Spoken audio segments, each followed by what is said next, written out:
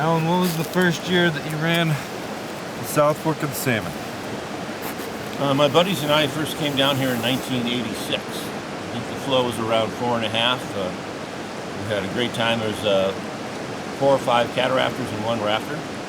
Most of the guys were from Colorado that I was with. I was from Moscow, Idaho then, working for Northwest River Supplies. I've been running the South Fork, like I said, since 1986. To me, it's my favorite overnight trip in Idaho.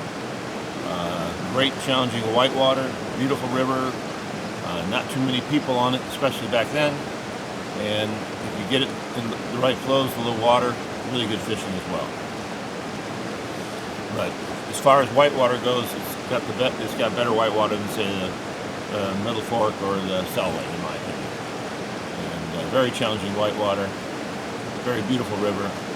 It has good camping as well, and it's always challenging.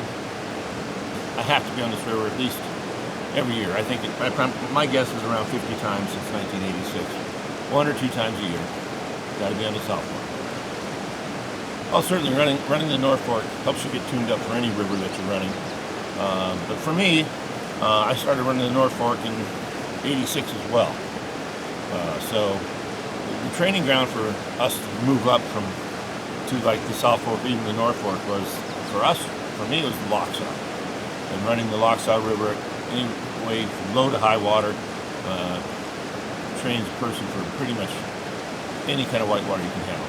And it was a good training ground, safe river because it's deep, right next to a highway, so if you get in trouble, you can get access to help immediately. But the Lochsaw was really my place where I broke into whitewater and running, let's say, class 3+, 3+4. And I did the North Fork, I think, my lower 5 after I did this in summer. So this I did earlier in the summer, and then in the fall we used to go down and do the North Fork around Labor Day. And I'd be running around 2,000 CFS to 3,000 CFS.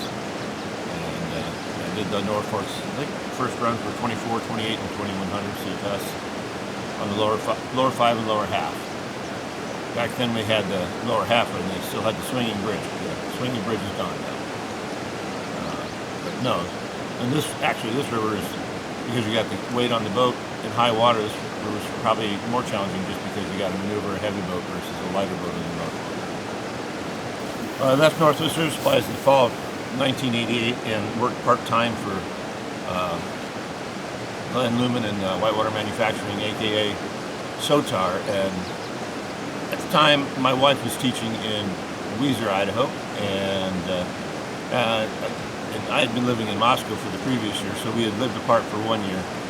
And when push comes to shove, I didn't want to live apart from my wife for another year while she was in Weiser, Idaho, and I would have been in Grants Pass, which is about 8 or 9 hour drive apart.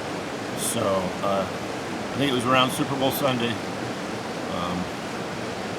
1989, I made a decision. I watched the Super Bowl over in Oregon, and I said, no, coming back to Idaho. And in the meantime, I had discussions with my future partners at Aire, Chris Walker, Greg Ramp, and Dennis Hill. And we had already kind of thought about it, and they weren't sure where I was going to go. I was on the fence, and as I said, about the end of January of 1989, I made that decision and made the jump.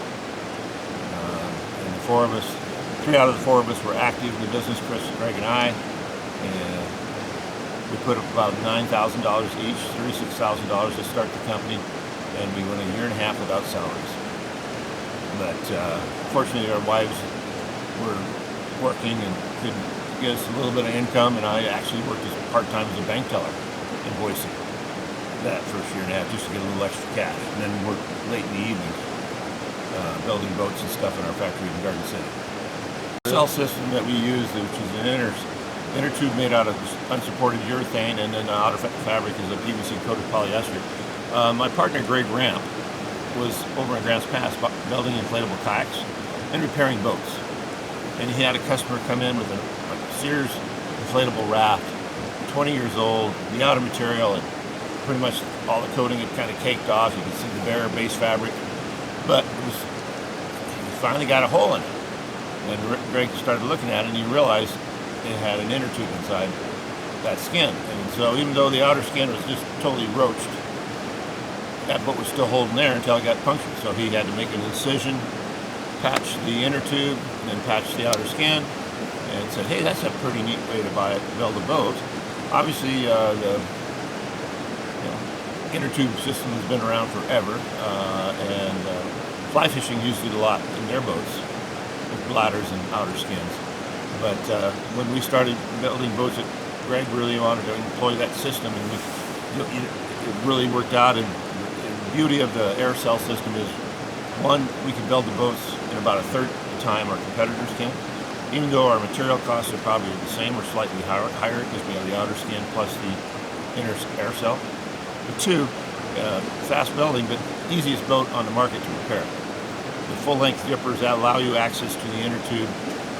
These days we have a fancy Terry type tape that you can put on the air cell that makes a viable patch immediately. If you have to, you can sew up the outer skin if it's a long cut. And most of the time what you just do there is maybe baseball stitch it or put some duct tape on it if it's a small puncture.